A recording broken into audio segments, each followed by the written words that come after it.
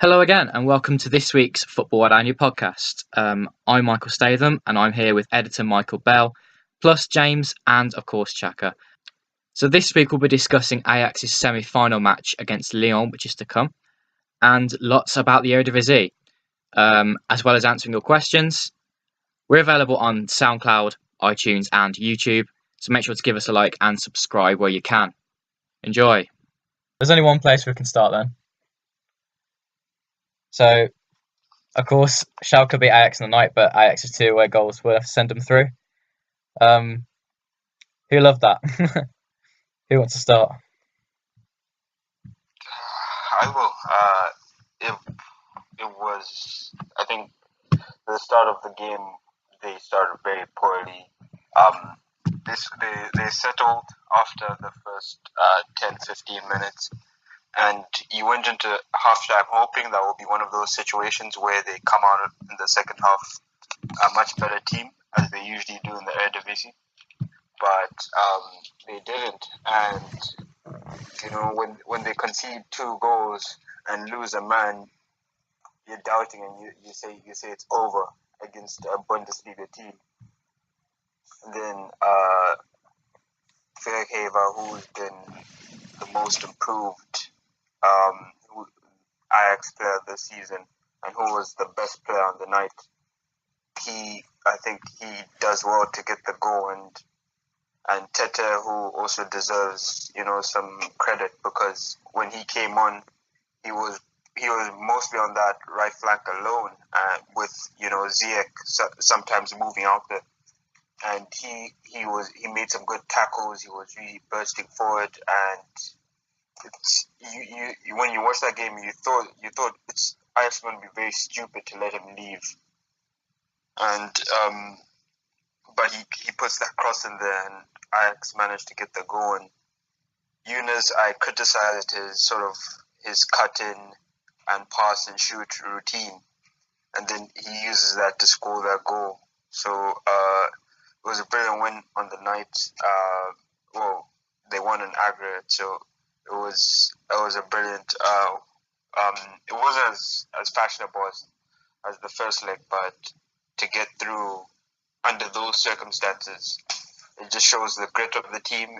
It was like the first Champions League qualifier against PAOK from Greece, and when they're 1-0 down, and Davy Klaassen scores 2 late goals to put them through to the final Champions League qualifying phase, and you said, "Oh, there's something there." But the fight of the team was brilliant to see, and I'm still amazed at how they've got through. Yeah, I wanted to talk about Amin Younes. What you said then about the cutting thing. When it was 3-1 and he took the ball in the left wing, I was like, take it on the outside, put a ball in, or go to the corner flag. But what does he do? I was rolling my eyes as he cut in yet again. But I mean, I feel like I'm not prepared to criticise Younes ever again after that, because he did cut inside and he scored a goal. And he's getting better and better at that technique. You can see that he's developing all the time with the games, especially this season. He hasn't maybe produced enough goals as he wanted to. Nor assists, because he's not known for his through balls. He's pretty much a very direct player. Doesn't provide much service to the players, but he wants to go and do it himself. But he does cause trouble, and I keep seeing stats saying that he's playing really well. Apparently he's in the top 3 rated players still left in the Europa League. So I'm not sure if the stats lie, He's become a very good player. And last night was fantastic. The determination of all the players was great. Especially defenders. I thought it was a bit what's the word? Well, it wasn't very pragmatic of Peter Bosz with the way he set up his team. He should have had a more defensive mindset, especially in the start of the second half.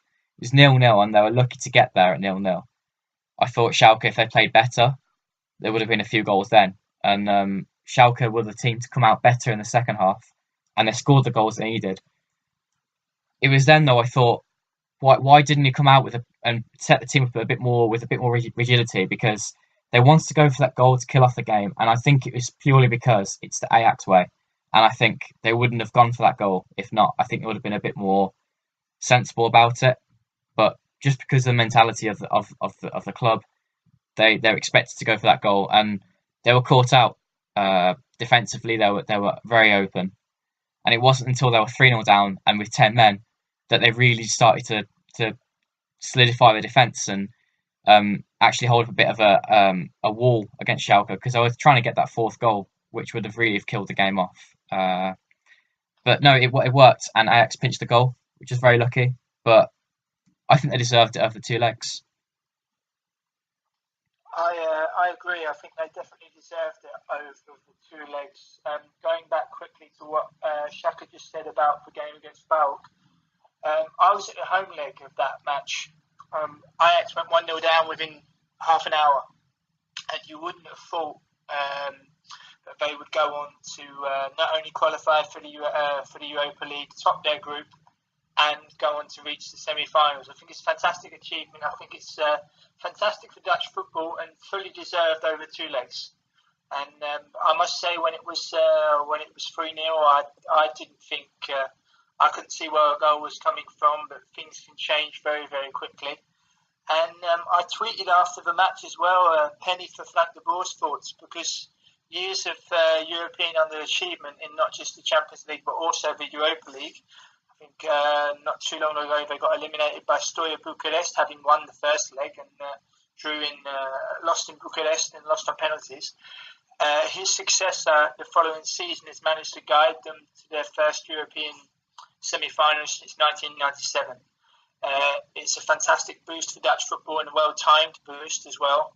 And they entertain Lyon in the first leg of the semi-final. The second leg is in France, which will be very interesting. And it's just credit to Ajax Amsterdam, because I've been through to many European games in all my years here against Werder Bremen and Espanyol and Olympique Marseille and Inter Milan, and you would never have thought that when you watch those teams through the years that this club will eventually reach a European semi-final. So as an Englishman living in Amsterdam for many a year, I'm delighted for the club.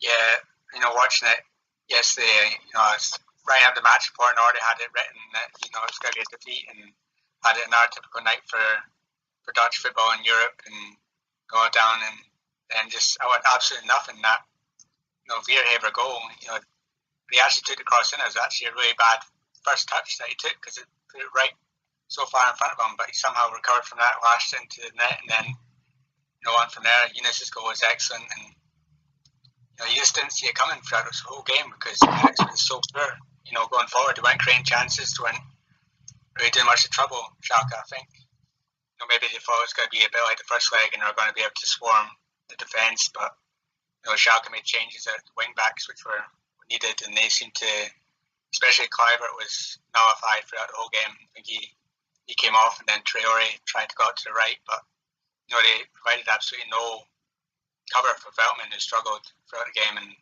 ultimately got sent off, and when he got his red card, I thought that was it.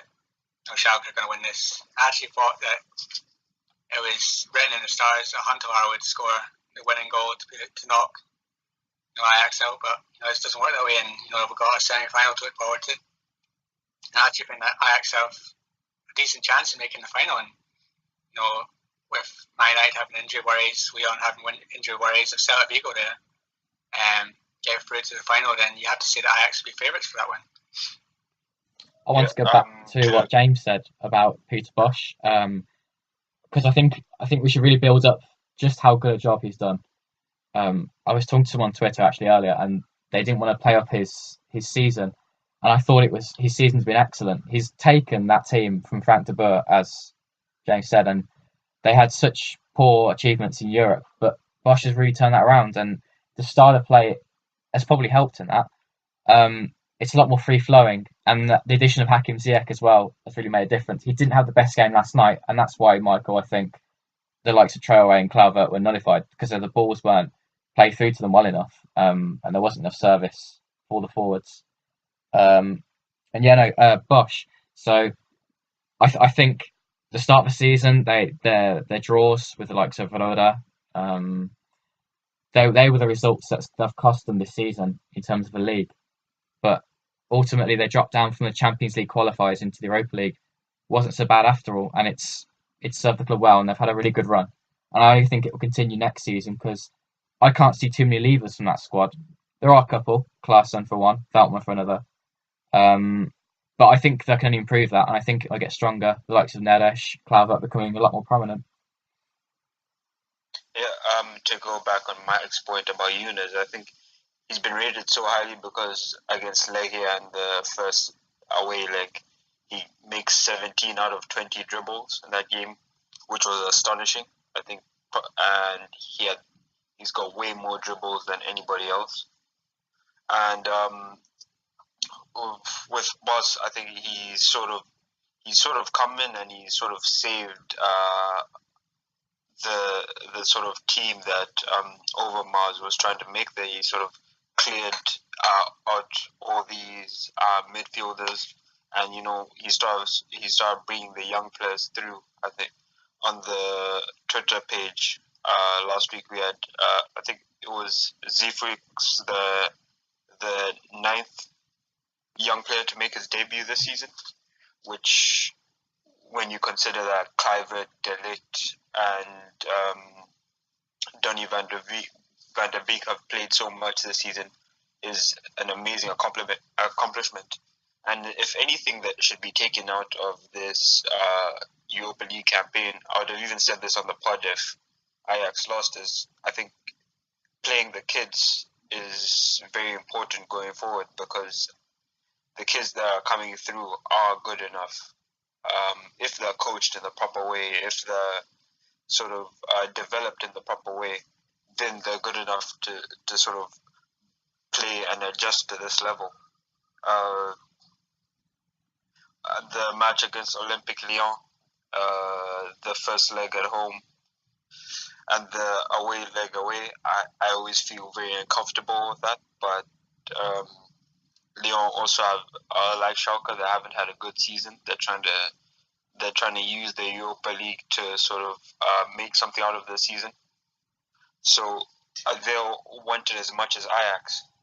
So it's going to be an interesting tie, and doing well in that home leg and doing better than we have during this campaign in the away leg is going to be very important, very, very important. And, it would have been really heartbreaking to see Ajax go out, because it would have been the same situation that Feyenoord were in a few years ago, where they beat Sevilla in the group stage, and then Feyenoord got knocked out of Roma in the next stage, and Sevilla went on to win the thing, and Ajax would have beaten Celta Vigo, and Celta Vigo would have ended up going further than Ajax in the end.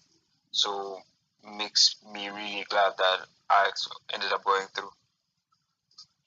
I think to go back to Peter Bosz, you also have to remember this is a man that not so long ago won the first division title with Heracles Almelo. His appointment was met with scepticism in Amsterdam, because he's played over 150 games for Feyenoord, and of course with the City rivalry they wasn't too impressed with his appointment. But Overmars and Edwin van der Sar were adamant that it was going to be a success. If you look back at his career, he's managed the Graafschap, Heracles, Vitesse, also went to Israel with Maccabi Tel Aviv. So a noticeable win, and to get Ajax to the semi-finals has done his career the world of good, because it was unexpected. As I say, from my point of view, from a European perspective, I certainly didn't think that they would get as far as they did. Chaka recently mentioned the young debutant Dale Facio Seyfalk, who debuted against Heerenveen last Sunday. I was at that match, and one of the most impressive things about him as a 19-year-old boy was his tactical awareness in terms of judging positions, in terms of going forward, being aware of his duties and of the players around him. And you could see that as soon as he come on, he took to it like a duck to water. So I think Falk is definitely a name which will only grow. It's a great debut for him to come in and came on as a sub, and Ajax ended up winning 5-1.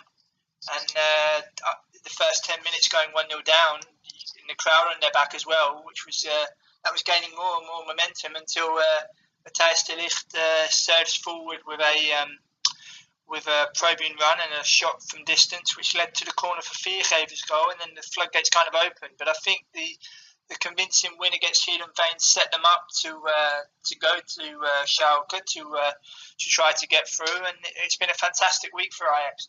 I think with all the praise and all the attention so rightly on Feyenoord, especially with Feyenoord having been so many years without a title, Ajax haven't done their chances of European success or domestic success any harm whatsoever with having a fantastic week. Yeah, on Peter Bosz as well, it's just worth mentioning the fact that he's moulded this team. With two 17-year-olds starting in a Europa League quarter-final in Germany, it's quite incredible how young this team is and how far they've gotten. Average age of 22. I saw over Twitter, he's totally taken the Dutch, tradition of breeding young players, and just the confidence that these young players have when they're coming into the side, Kluivert and de Ligt.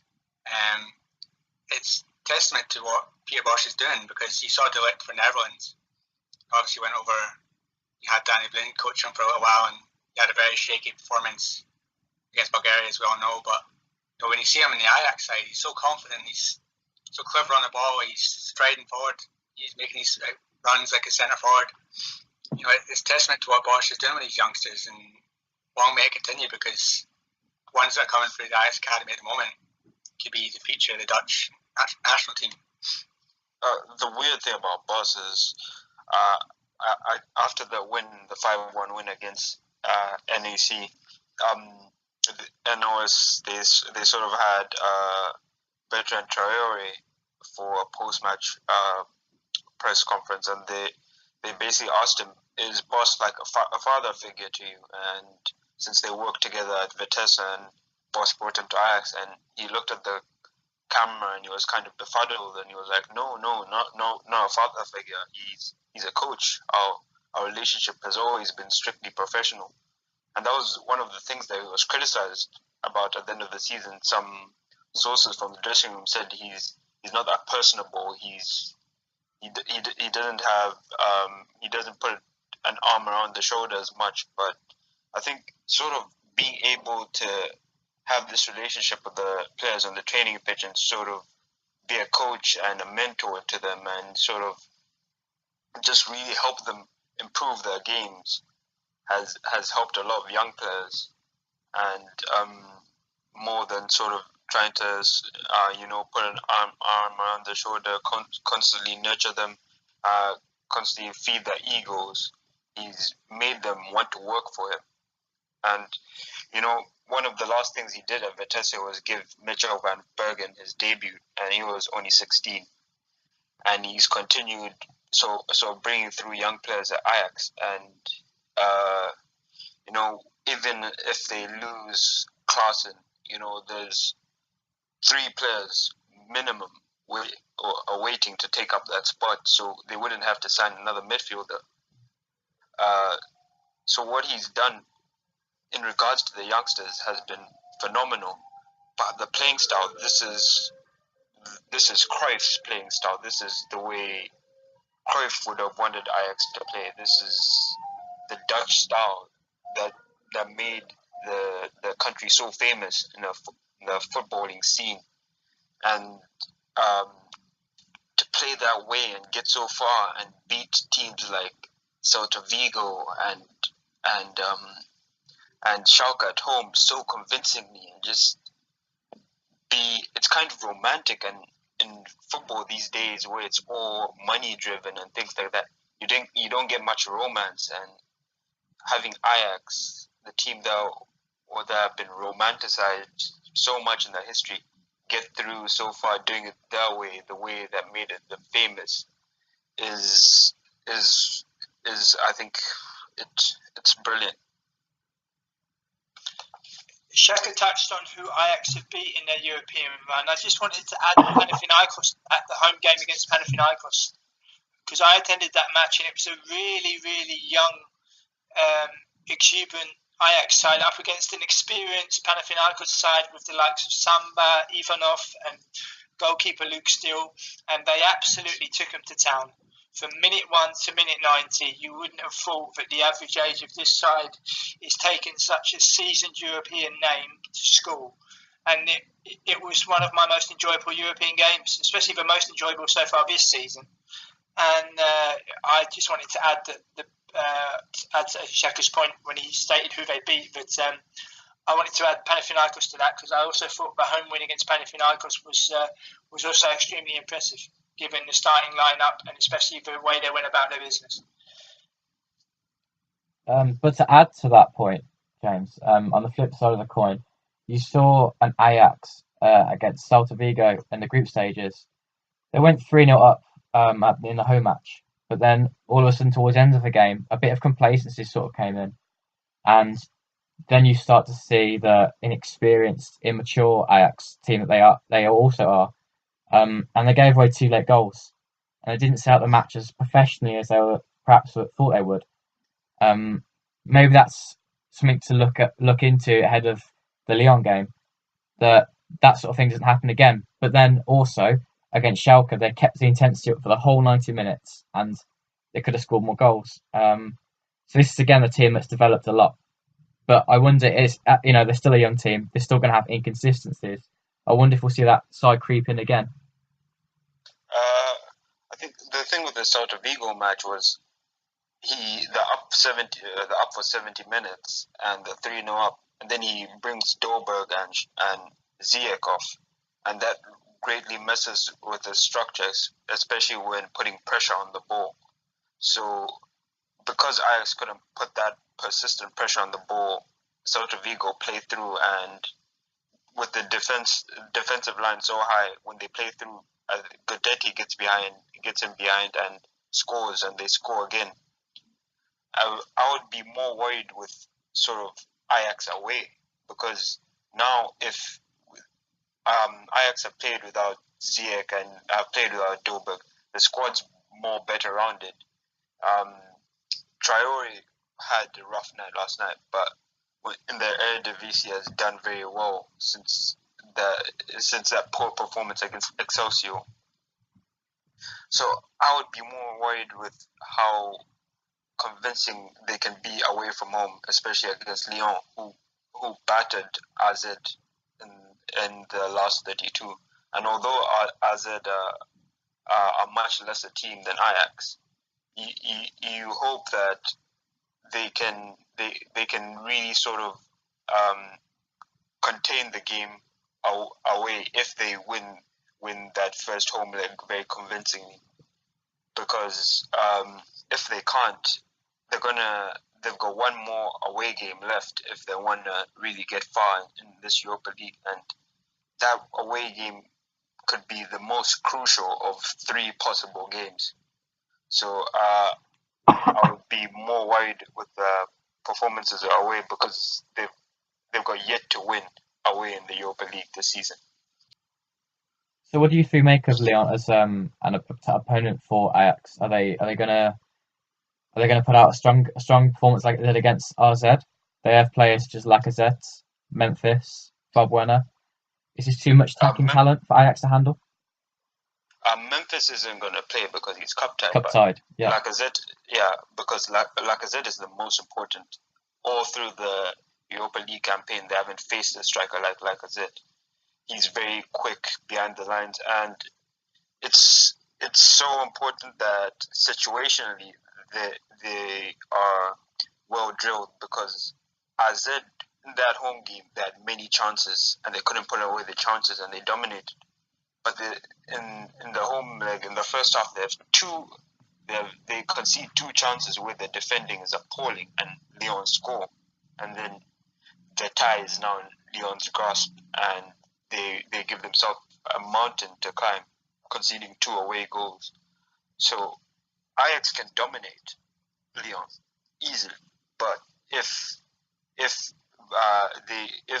Lacazette gets a chance, then they can concede an away goal, and especially when you look at the first leg without Veltman, and I think that there's one other suspension.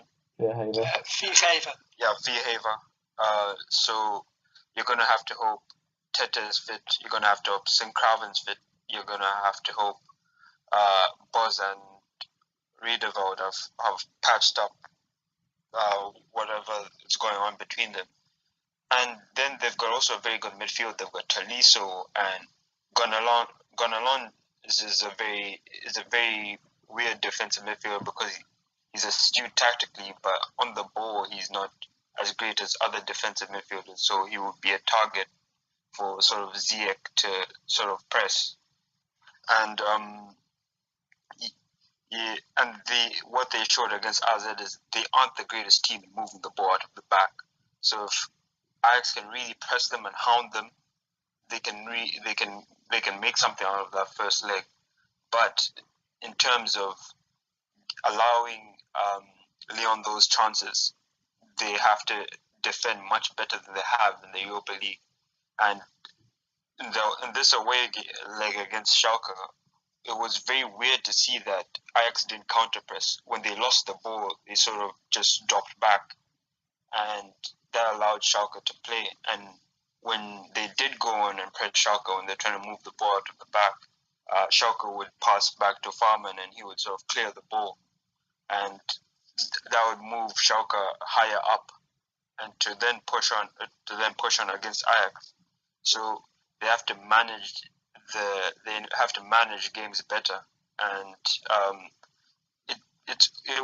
Lyon would be one of those teams where you'd say the typical Dutch team. They play better, but they fail to grasp the fundamentals of defending and scoring your chances. So it's a very difficult game to predict, but I see Ajax winning the home leg. But the away leg, as I said, against Schalke is a different beast, and they have to sort of, over the two legs, manage the games better and defend much better than they have, especially in marking Lacazette and Tolisso and dealing with how they lose the ball much better than they have in the whole Europa League campaign. You see, this is where I think Ajax may prefer having the home leg first, similar to the Schalke match, because they don't have to go away from home first and try and defend an attempt to keep it level for the home leg. They can go for the win in the home match, and Lyon won't be the type of side to sit back and contain Ajax. There are very few teams that could do that, because I think that the Dutch side have got plenty of attacking midfielders to try and break through a resolute defence. You see that week in, week out in the Eredivisie. But yeah, I think the home match will suit Ajax having that first. I think they can really force the issue similar to the Schalke match. I agree with you there, Chaka. It will definitely be the big. Sorry. I was going to say, since Memphis went there, I've actually watched Lyon quite a lot since January, and it's clear that they're very good going forward, but they definitely give up chances at the back. And if Ajax play like they did in the first leg against Schalke, get in their face, hound them, make the mistakes, then the first leg could be won, and then you're looking at another Schalke situation where they need to take their chances and head into that second leg with at least one or two goals cushion, because this Lyon side, they love to pour forward. I mean, they win some of their games 5-0, 3-0, 4-0, but then they got an odd one like Lorient last time out. They lose 4-1 at home.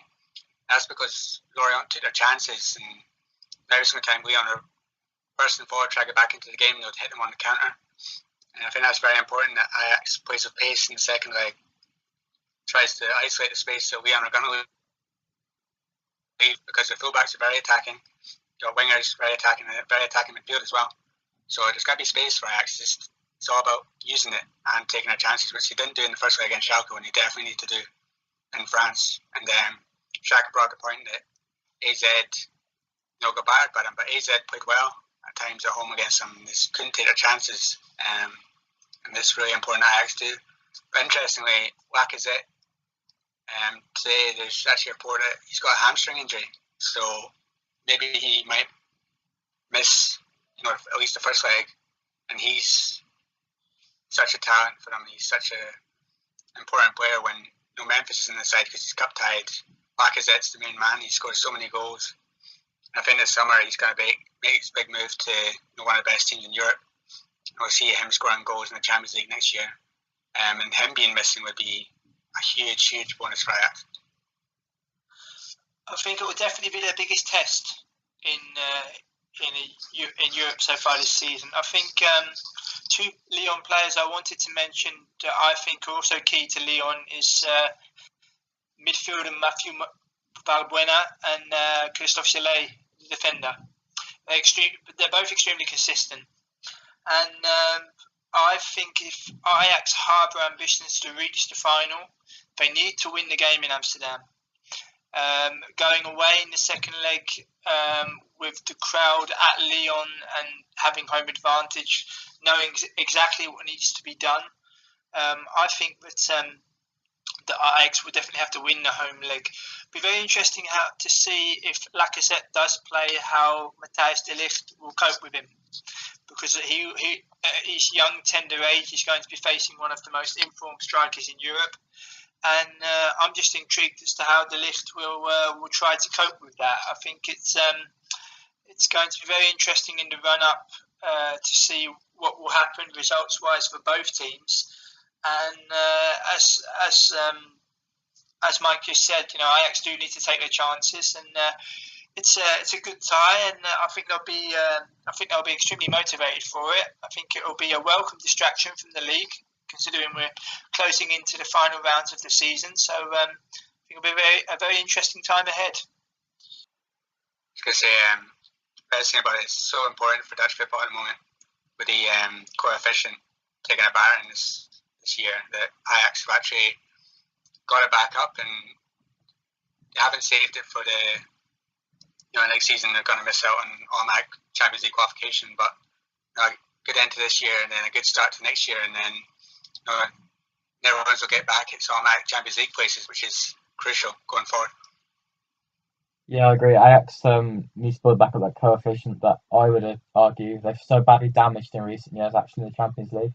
But I want to make a point about what James put up on the Football-Oranje website today. The piece about Bosch saying how the energy from the win last night on aggregate would give them the energy for the PSV game on Sunday. But will it? Will it really? Because I'll be fatigued. The players have had such an intense season, and 120 minutes against Schalke, and now they have to play PSV. I think Michael, he was speaking in a mental sense. I think obviously you're translating exactly what he said, but my interpretation of it is that he was speaking in a mental sense that they've overcome a difficult two-legged tie against a very, very good Bundesliga side, a big name, and that should give them energy to go to Eindhoven and attempt to win there, having won over two legs against Schalke. I think the game on Sunday against PSV is key. I think this is going to be a weekend where I think after the close of play on Sunday, we may have a very good idea as to where the title is going. And I think his comments were more meant in a mental sense. Yeah, this weekend PSV will be without Willem. They may be without Willems. He's a huge question mark. They'll be without Hendricks, and they've just come off a 1-1 draw against ADO. They have 9 draws this season and 2 losses. Ajax have 6 draws and 2 losses, and Feyenoord have 4 draws and 3 losses. So you can see where PSV have messed up, not having those match winners. And it's a facet of their game that they had the season before, where they sort of drew against the teams below 10th, and they didn't really take the game to them, and they ended up they ended up conceding a goal, then realizing, we need to play here, scoring a goal. Or in Ardo's case, they ended up scoring a goal, then taking them really lightly, and then conceding in the last few minutes. And they really need to win this game. Koku said that they need to win this game because they've lost twice against Feyenoord and they've drawn against Ajax. So getting a important win against the bigger team would do a lot for their confidence. And I think it's just about with Ajax. I think Veltman will be quite fresh. Schöne will be quite fresh.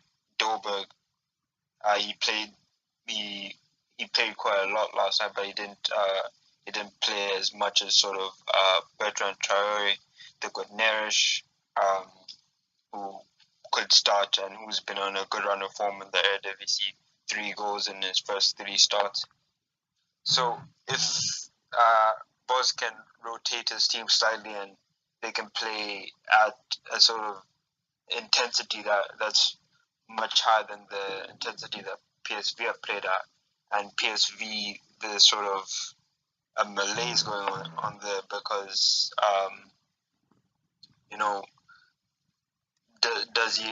who does Koku go for with the centre forward role? Locadia, De Jong, Lammers, Pereiro, and the other 2 players in the front 3 who also goes there. And does he start Ramsala? And Koku's got a lot of decisions to make to try and at least try and salvage some source of pride in the season. And with the coefficient that Mike had mentioned, Ajax had the 9th highest coefficient, but you also have to remember that Ajax won 50% of the Dutch coefficient points this season. So there's a need for PSV, who will probably be in the Europa League. I think we'll have one of the most tightly contested Europa League playoffs of recent years. So there's a need for the teams that do make the Europa League, and if Feyenoord and Ajax do manage to make it into the Champions League, there's a need for them to do well to really try and maintain the place for 2018-2019 and so on, and try and improve their coefficient place, because they're really, in terms of the actual coefficient table, they're far behind Turkey, and they need to get closer to them. I think in terms of the game on Sunday, it does come down to exactly what Chaka said, pride. How much the PSV want to beat Ajax. I think Koku said that, it's kind of last opportunity for them to salvage something from the season, a win against Ajax and the trophies that they've had in the past years. But if they lose this game, the calls for, I've even seen calls this week for Koku to step down, and they'll only increase if they lose this game on Sunday. So there's a lot for them to play for as pride. It's their last chance to even try and close the gap to Ajax in second. And even, their better rivals ruining their title chances as well. A lot of players will want to do that. There's some Luke De Jong and stuff like that. They want to salvage something from the season and show that they've had a poor campaign, but going to next year, they're going to be a force again. And against Ajax, they're going to be tired. Klaassen said that Nick Viergever, he couldn't barely walk after the game, and there's going to be a few players that I think Bosz might be tempted to make a few changes to starting 11, the team that he puts out. It's going to be fresh. I think Dolberg will start. Traore, Neres might come in from the start, and if it's weekend or not as fit, it's 100%, and I think PSV will take advantage. I think they're going into the game heavy favourites on Sunday for me. I think the game on Sunday is going to come down to mentality. I said that in my predictions this week. I think that PSV's want to show some pride isn't going to come through. I don't think many of the players are all that bothered. They'll be professional, but with my players looking at moves abroad in the summer, I can't see them having the will to want to win this game, and it will show. I think Ajax will take the 3 points. I think the will for a title win is strong with the visitors, and I think that will make the difference.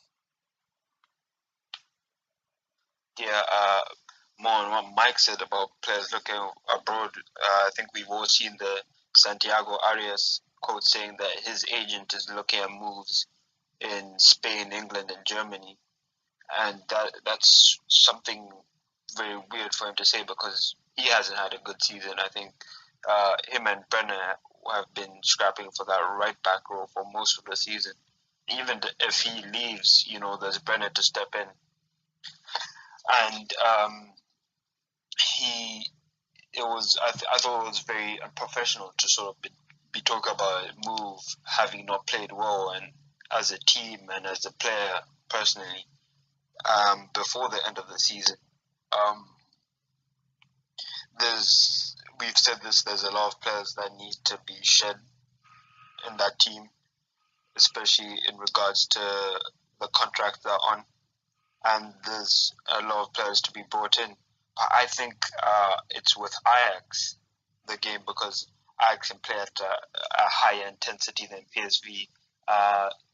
They're more knowledgeable of what they are as a team and what they like to do. And PSV sort of like to fiddle with the ball with their back four. Ajax like to press the ball high. So that really plays into Ajax's favour. And PSV like to rely on Guardado too much and to sort of be a creative force for them.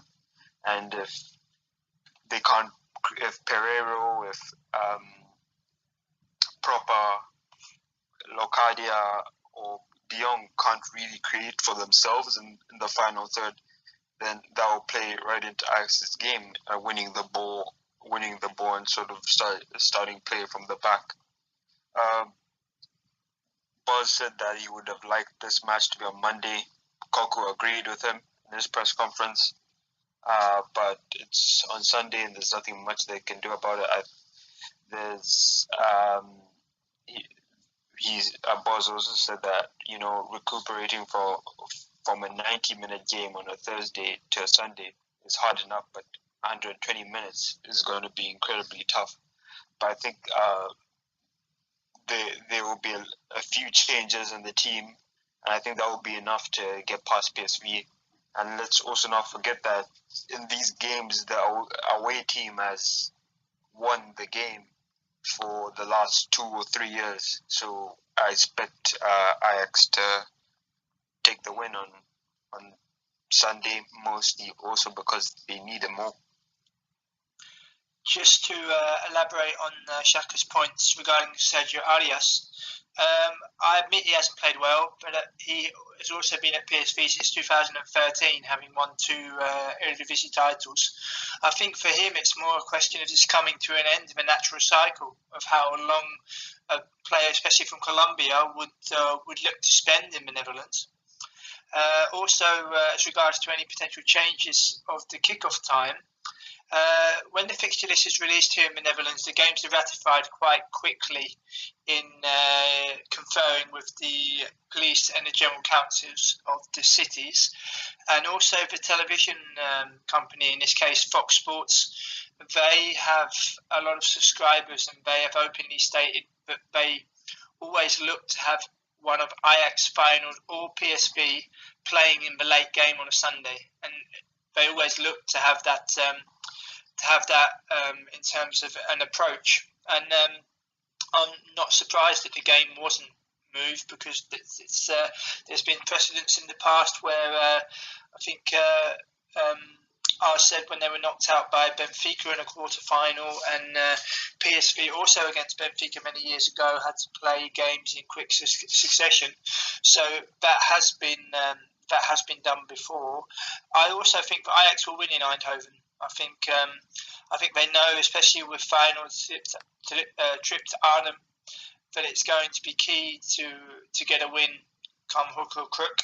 And I can see him winning the game by 3-1 is my prediction. So let's not forget as well the final match, away at Vitesse. What do you think about that? Do you think that Feyenoord might slip up in that one? I run the risk of giving the impression to a lot of Feyenoord fans that I might be anti-Feyenoord. I can assure them I'm not. But I looked at the fixture list and looked how Feyenoord performed away from home. And when you look at the games against Zwolle and other away games, they've had Sparta Rotterdam as well, and Sparta was so motivated for that match, conceding early goals and not managing to get over the line. I'm also, maybe I might be in the minority, but nobody seems to be talking about Excelsior against Feyenoord, and that being Woudenstein and Excelsior also fighting for their lives. I think it's going to be a draw on Sunday. A lot of people seem to think that Vitesse will look ahead to the Dutch Cup final and not pick a strong side. I disagree. This is their last home match before the Cup final. They're going to the Cup final for the first time in 27 years, and they will want to give their home supporters the impression that they're in form, that they're ready, that they want to win. I can't see them just rolling over to Feyenoord. But my prediction for the game of Vitesse against Feyenoord will be 1-1. Yeah, I agree with James. It's going to be a tough test for Feyenoord this weekend, and the away game against Excelsior the week after is going to be, or 2 weeks after, is going to be even tougher. I think they lost against Sparta in a derby match. I think Excelsior will be fired up for that one. But the big blow for Vitesse is Van Wolfswinkel's banned for the match. But that means that the young Chinese striker Zhang, he gets a chance, and he's always looked a bit dangerous when he's been able to play for Vitesse, and I think he'll cause Botaheen and Van der Heijden some problems on Sunday. And I agree, I can see this match actually coming a draw. I think Vitesse have been playing not too badly recently, and I think they can hold Feyenoord, who have been on the verge of slipping up the past few weeks, and I think nerves will start to jangle. If they do get a draw, they'll be hoping and praying that PSV can get them a win later on Sunday. I think the next 2 matches, the Feyenoord win them both. They're worthy title winners. They've got 2 away games now, and those 2 are title contenders. They've won it. But these are the last 2 tests for them, and we'll see how they come for it. See, I'm not so sure, because I looked at the fixture list and I did initially think, Vitesse away, it's going to be an extremely tough match for Feyenoord. But it's that I'm on the opposite side of the coin, where I think that the cup final will be in their minds, and they want to do well for the fans, of course. But you saw against Excelsior that the form they had going into that match, it just didn't reappear, and I've also said it wasn't good enough. But why wasn't it good enough? The players weren't putting in 100% effort. That wasn't because the match itself. Perhaps the season's dwindling a little bit. They're probably going to finish 5th, but players weren't putting 100% into tackles. There wasn't determination there. And I just think that playing against Feyenoord, they need to be a whole level above, and they're just not going to be able to reach that for a game. If it depended on them getting into 4th place, if we didn't have that cup final, just maybe in the back of their minds, and they would have been a lot tougher opposition as well. With Van Wolfswinkel, that's another factor. I'm just not so sure. I think Feyenoord would be a lot more determined and will want to win that match. And looking ahead to Excelsior, this is the last game of the season, and Feyenoord need to win. I can't see them slipping up, and I think Excelsior by that point will be safe.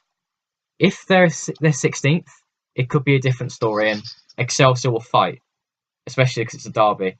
But let's see what happens. What could happen is it could be a situation where Excelsior are safe. Feyenoord just need to win that match to win the league, and Excelsior think, well, no, we've got this rivalry. Let's make it deeper. Let's really the crowd will be behind them for that one. But we'll see. Myself, I think it's going to be Feyenoord's title this season. I think it depends mainly on what Fraser says to his players going into this match. If he decides to make a few changes and says, look, tough finals next week, if you want to impress me, go out there and do it against league leaders. And that might come into play. And it's also saying that confidence breeds confidence, and they want to go into the cup final on the back of a good result, not getting hammered off Feyenoord. So I think Fraser's team talk and team selection will play a big part into it. Those fringe players that might not be, starting 11 against AZ in the cup final might get a chance against Feyenoord, and if they take it, then they might come into view for the final. Also, the Excelsior Feyenoord match is the penultimate game of the season. And the last match of the season is Feyenoord at home to Heracles. Excelsior Rotterdam may well be safe by that time. Michael, you may be completely correct.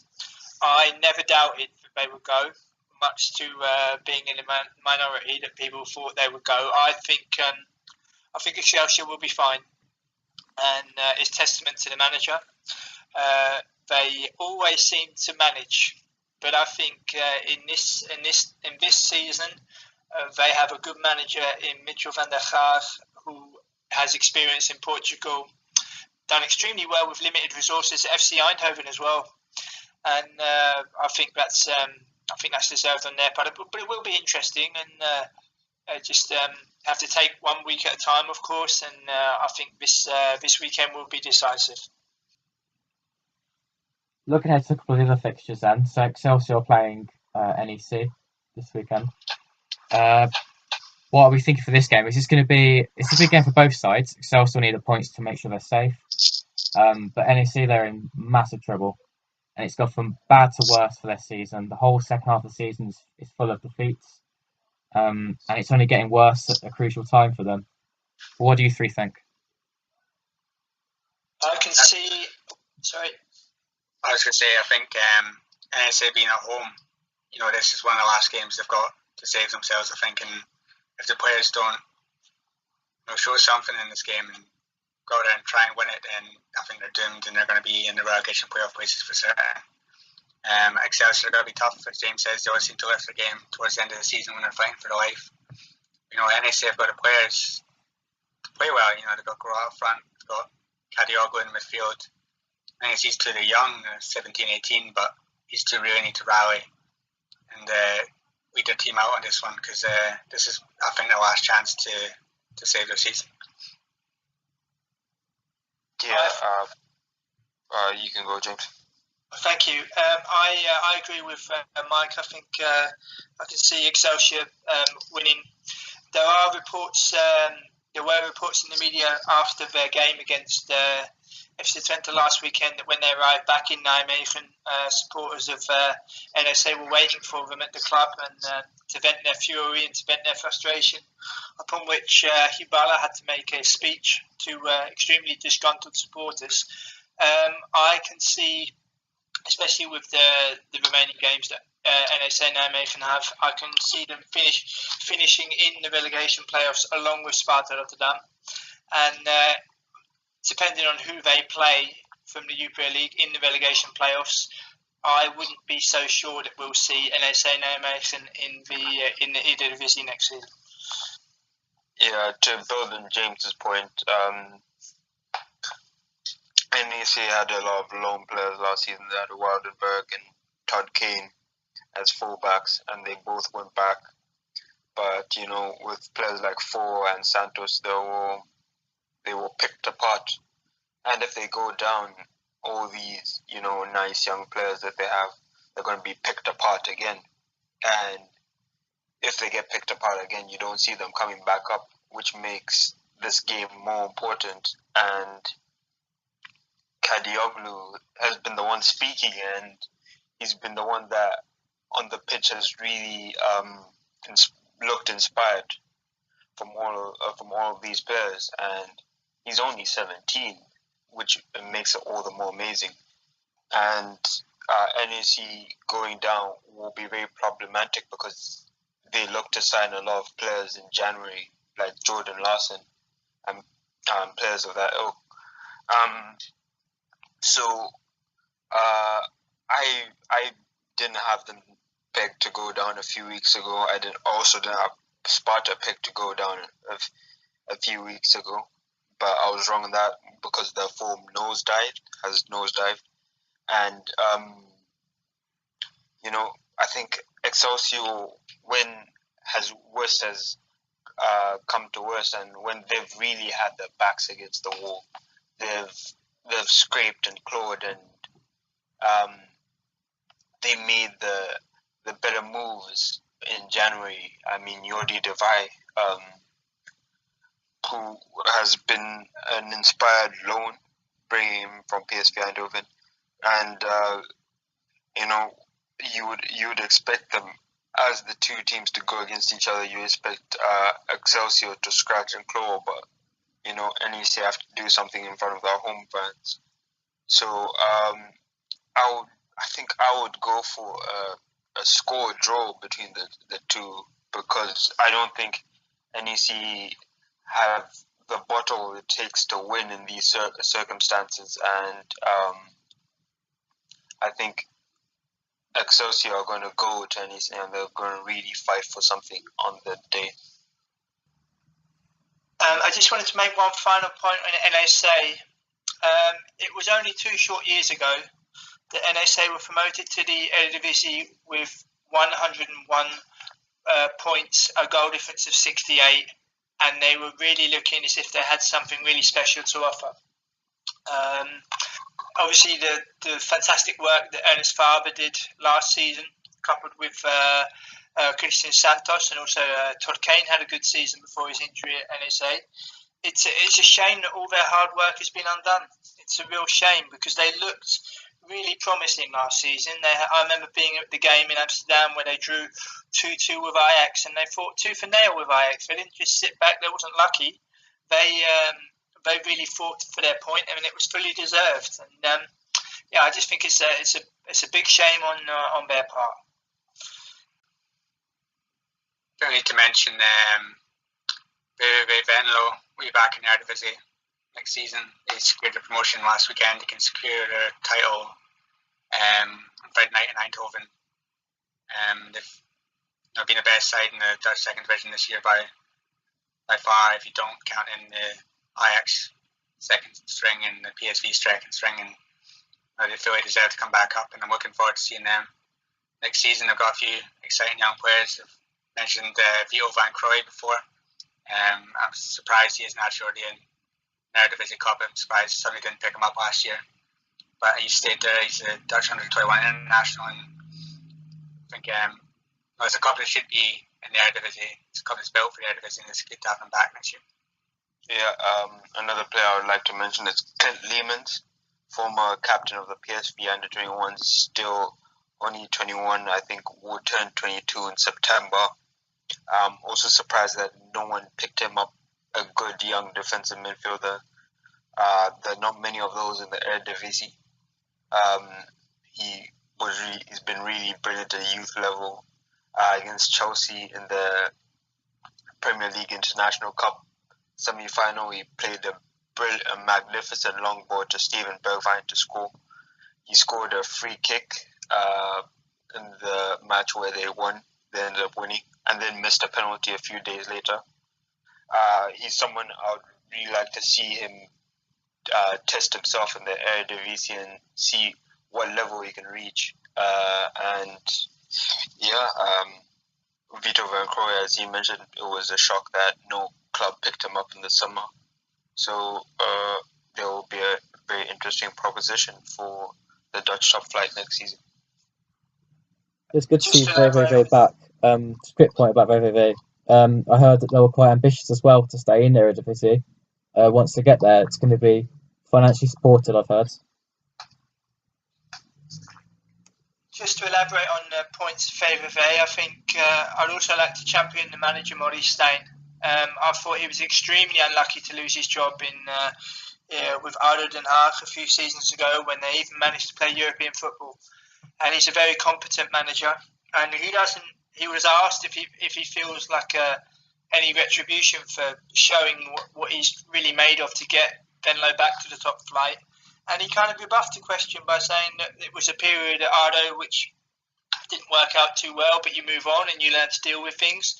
And if he stays at VVV Venlo, because there have been rumours of from Ipswich Town. If he does stay at Venlo, which he has stated he wants to do, I can see them having a decent season next year and staying up without any difficulty. One point I also want to mention from last weekend, a huge relief around Dutch football when Vincent Janssen finally scored his first goal from open play for Tottenham. It's probably one of the scrappiest goals he's scored, in his life. But it doesn't matter. He's finally broken that duck, and maybe some of the reporters will start laying off his back. There's only a few games left in the Premier League this season. Their FA Cup match against Chelsea this weekend, and he gets his chances in the next few games. He can score some goals, and maybe he'll stay in Tottenham next year, or move to a better club than what he's getting linked to at the moment. But I was really happy to see that he finally netted his first goal, and I hope he gets a few more before the season's out.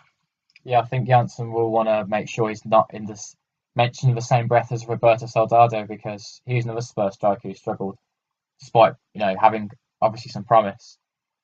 But I think that kind of goal will help his confidence. I think he'll start to get a few more, and I think then he'll start to get the feeling that he'll want to stay at Spurs as well, and that can only help the national team, of course, as well, if he can perform well for Tottenham. Yep, and speaking of the national team, it seems that the search for a coach goes on. There's some interesting names linked last weekend. A Hullet 10-cap partnership. It seems to be a front runner now, which is quite scary to think of, to be honest. I was pleased to read that Roger Smith declined overtures from the Dutch FA. In the newspapers here this week, there has been more information regarding Gullit and Ten Kate, but also Van Breukelen stating that they want to have a new boss in place by the 1st of May, because they have upcoming games in Morocco, and they want to set a decent path for the Luxembourg game in June. I stated before in the pod, I think that the announcement of who the new manager will be and when it will be announced will come completely out of the blue. I don't think the Dutch FA are looking to have an awful lot of structure in terms of pleasing the public. I think they're going about the business in their own way and doing what they believe is correct. I think there's still some way to go before a successor will be named, and I think it's just a case of waiting to see what will happen, really. Yeah, I agree with that, James, and I hope that the choice that they make is no one has been mentioned now. The names that are being mentioned now don't really inspire confidence at the moment, but I hope they can maybe have a secret up their sleeve, and then just one day they announce it out of the blue, and we'll all be happy. When I spoke to Eric Peters yesterday, he mentioned that the player's choice and his choice would have been Ronald Koeman, but obviously he's not available. I just wondered if there's anyone else maybe the players would like. Is there any managers that are similar to Koeman that would be suitable? I think now that Schmidt has turned it down, I think the door has opened for Ron Jans. I think I can see a door has opened for him. They plan to employ him as a teacher on the official Dutch training course, and so there was already conversations between Ron Jans and the Dutch FA. I think that now that Schmidt has turned it down, I think Ron Jans has half a chance. I stated before in the pod that Koeman is the ideal candidate. Yes, people talk about money this end, and yes, people talk about Koeman being unattainable. But I maintain that if the correct offer is put forward and it's sold in the right way, then you could very well see Koeman saying yes. I say that because he's made no secret of the fact he wants to manage Barcelona. I don't believe that Barcelona are looking in the direction of Everton. If he was to go to the Dutch national team first and to bring them to where they should be and where they was, that could be the key to him eventually getting his dream job, which is Barcelona. So maybe it's a romantic point of view from me, but I think that for people to use the excuse of money being the biggest object in terms of prizing Koeman away from Everton or any long-term project that he might be doing. I think that's a little bit too easy. I think if the Dutch FA really showed mettle, really showed fight to get him, I think they would. But whether they will is another matter. Yeah, the only other name I saw linked this week was AD came out with an article suggesting that Dick Advocaat was the only sane choice for the KNVB. He's said to leave Fenerbahce at the end of the season. Would he return for another stint in charge? You don't know. He's talking about retirement. He already walked out when he was assistant to Blend to take the Fenerbahce job. Would he really return? And if it's just him in charge, he's seen the mess that Blend had at first hand. Would he really be tempted to come back and try and sort it out? Just wanted to make one final point about the interview with Edouard Duplan. It went extremely well. To give a small preview on it, this is a man that also played with a World Cup winner, Diomed, at Clermont Foot. He was extremely proud to have played for Sparta Rotterdam. He was his face lit up when he was telling me all about his time there, and also he's extremely grateful to FC Utrecht for what the club did for him in his development. I'm still waiting on the approval of the translation from the press officer of ADO, so I just have to be a little bit patient. But fingers crossed that the article will be up on the site quite soon. Great, thank you.